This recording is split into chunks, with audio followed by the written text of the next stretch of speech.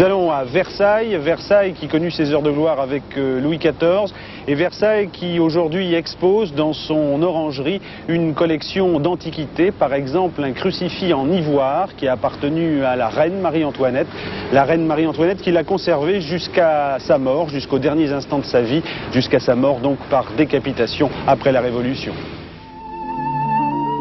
Heureuse, insouciante, irresponsable, puis malheureuse, insolente, courageuse, Marie-Antoinette a toujours été croyante. Jamais elle n'a quitté son splendide crucifix, sauf peu de temps avant de monter sur l'échafaud. Presque miraculeux de retrouver la trace du confident silencieux des bons et mauvais jours. Dernière parution publique, 1927, Versailles. Aujourd'hui, la réapparition de ce morceau d'histoire de France est un événement mondial. Écrin, l'orangerie du château de Versailles, les voûtes, construites par Mansart et qui abrite pour quelques jours le salon artiste des antiquaires. Signé en 1610 du maître italien Carolus Murati, artiste de plusieurs papes et des cours d'Europe, ce crucifix déjà un peu baroque est une âme de bois plaquée d'ambre avec des médaillons d'ivoire sculptés. Quant au Christ, il est d'une seule pièce d'ivoire, rarissime. 1770, la toute jeune archiduchesse promise au futur Louis XVI, Antonia, dit-on à la cour de Schönbrunn, vient d'Autriche pour épouser le dauphin. Dans ses bagages, le fameux crucifix. Il ne la quittera plus, de Versailles à Varennes, des Tuileries à la prison du Temple. Devant la croix d'oratoire, Marie-Antoinette a prié tous les jours de la descente aux enfers, celle du roi, le pauvre homme, disait-elle, et bien sûr la sienne.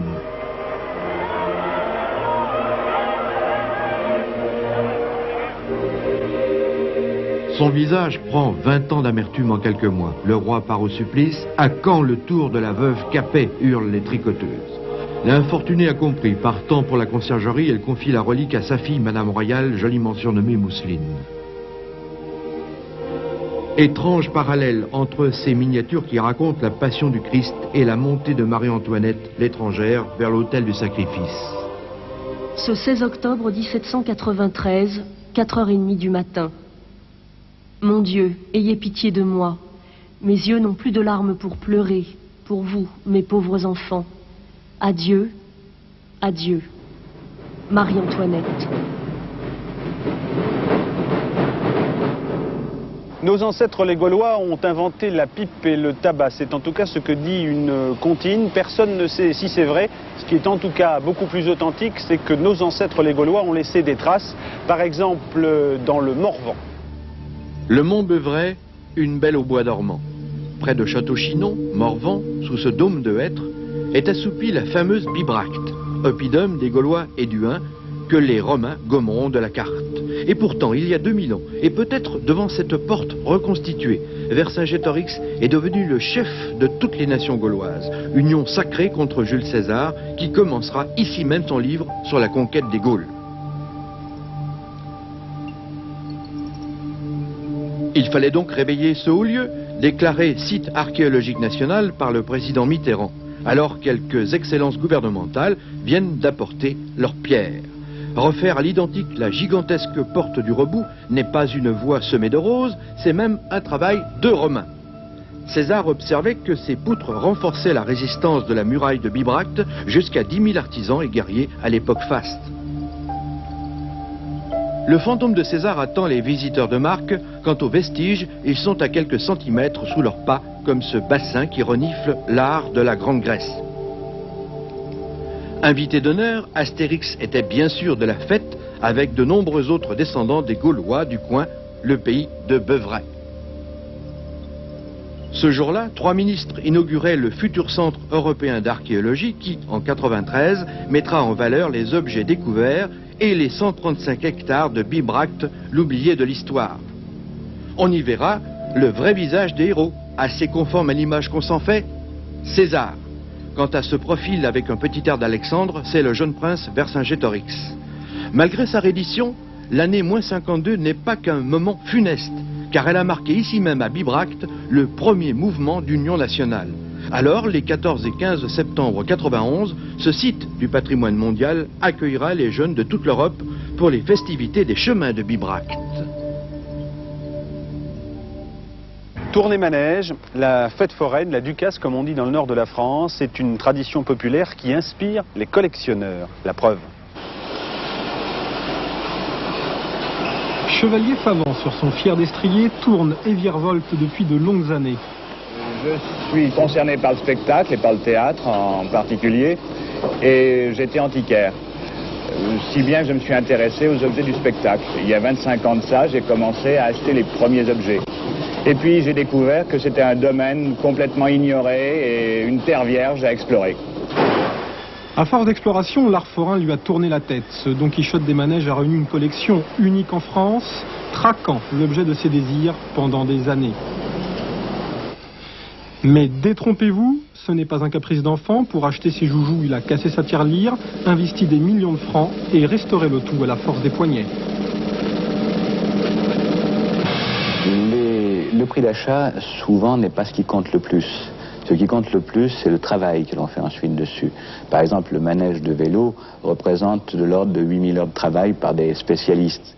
Ce qui est intéressant, c'est que celui-ci fonctionnait à la vapeur au début, c'est-à-dire que le mât central était la cheminée d'une machine à vapeur, mais il avait été prévu, puisque c'était juste l'époque du démarrage de l'électricité, pour être équipé de manière électrique également. De tout temps, bourgeois et prolétaires se sont bousculés, barbe à papa à la main, pour frimer au volant de voitures de rêve. Entre deux manèges, on découvrait aussi la femme à barbe, le cinématographe et des figures de cire présentant d'étranges bonhommes venus d'ailleurs. Mais que faire de tout ça ? Imagine assez qu'on pourrait pratiquement recréer dans un milieu comme ça une sorte de studio populaire où tout un chacun pourrait filmer sa famille, jouant un rôle qu'il connaît bien, puisqu'on devient chevalier sur un manège de chevaux de bois ou coureur cycliste sur un manège de vélo. Et en attendant de vendre sa collection pour qu'elle devienne un musée vivant, Jean-Paul fait ses derniers tours de manège. Se former sur le tas, c'est une expression qui signifie que l'on apprend ce métier en regardant travailler les autres qui vous initient. C'est ainsi par exemple que dans le cirque, longtemps, on s'est formé sur le tas. Aujourd'hui, ce n'est plus tout à fait vrai puisqu'il y a désormais des écoles de cirque qui forment de mieux en mieux et qui sont de plus en plus célèbres. Parmi elles, celle de Châlons-sur-Marne. En français, le mot cirque a une particularité. Aucun autre mot ne rime avec lui. Alors, question, à quoi ça rime de vouloir faire du cirque? Je voulais faire un truc sérieux, puis on m'a dit que j'avais une tête de clown. Alors on m'a dit de venir ici, quoi. Alors je suis rentré, il y avait de la lumière, et voilà. Là où il y avait de la lumière, c'est ici, à l'école supérieure des arts du cirque de Châlons-sur-Marne. Une école vraiment spéciale, où les matières que l'on enseigne ne sont pas tout à fait l'histoire-géographie ou la trigonométrie.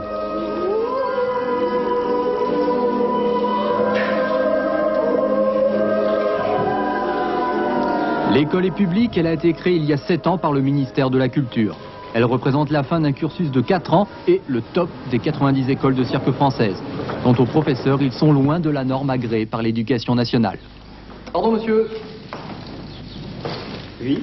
Oui, je voulais seulement savoir si vous étiez sévère avec vos élèves. Non, il ne faut pas être sévère dans une école d'art, pas du tout. Et vous leur mettez des notes ou pas? On leur met des notes, mais bon, les notes, c'est pas totalement style très scolaire. C'est des notes en fonction de leur progrès, en fonction de leur motivation. Vous avez dit sélection? Eh oui, après un concours d'entrée, ils ne sont qu'une quinzaine à pouvoir suivre les études. Conséquence, les cours sont pratiquement individuels. Là au moins, pas de problème de classe surchargée. Est-ce que c'est sévère? Oui, c'est sévère.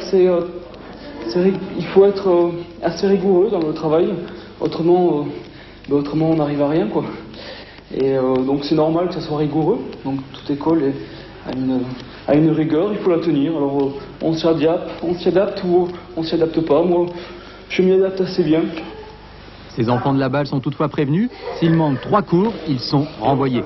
Les mots d'excuse ont donc intérêt à être valables. Les matières enseignées s'apparentent le plus souvent au sport. Artistes certes, mais surtout athlètes. On peut souffler un peu avec le cours de musique. Mais attention, c'est une UV qui fait partie du contrôle continu. Pas question de trop se relâcher.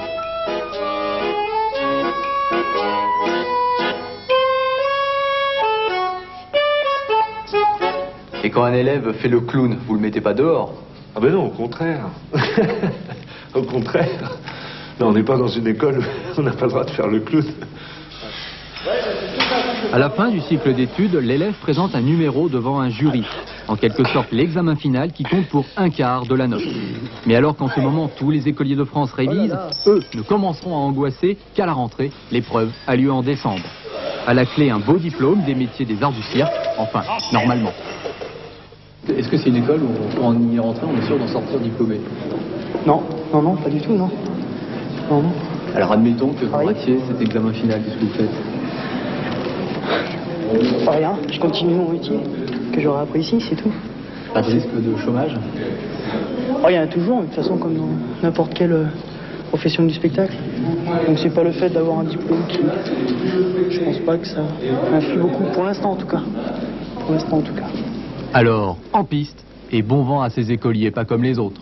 Cela dit, terminons avec du théâtre et avec la puce à l'oreille de Feydeau, théâtre de boulevard. Nous avons eu déjà l'occasion de définir l'expression théâtre de boulevard, mais Feydeau, c'est du grand art. Avec Feydeau comme nouveau locataire, ça déménage à la Michaudière. Demandez le programme. Au programme, une mécanique pleine de rythme. C'est une performance de sportif. Ça demande une énergie terrible, et principalement le samedi quand on joue 2 fois de suite. Coucou, attends un peu.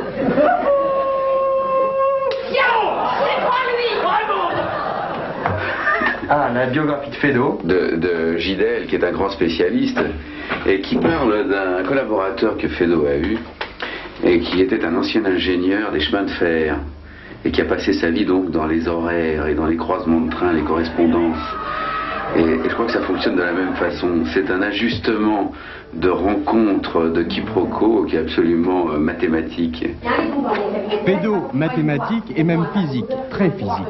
Si je fais pas le sport, je pense que je serai épuisé physiquement. Et d'ailleurs, au 3e acte, je crois que je dois perdre entre 500 grammes et 1 kilo. Alors, moi, si je perds 1 kilo, le père Renaldi, il en perd 4 ou 5. Parce qu'il est plus gros?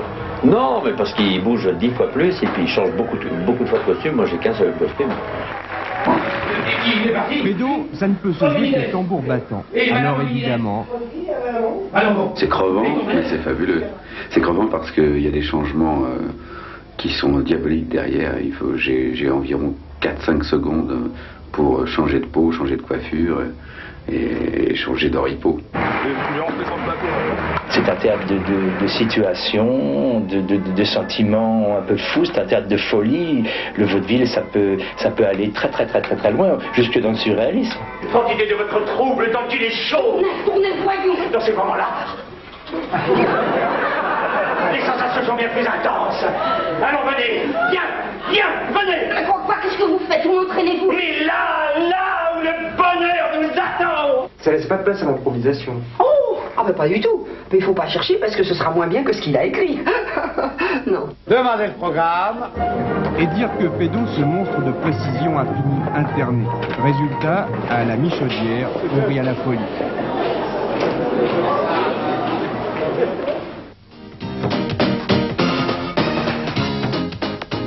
And France Panorama returns in 2 weeks' time.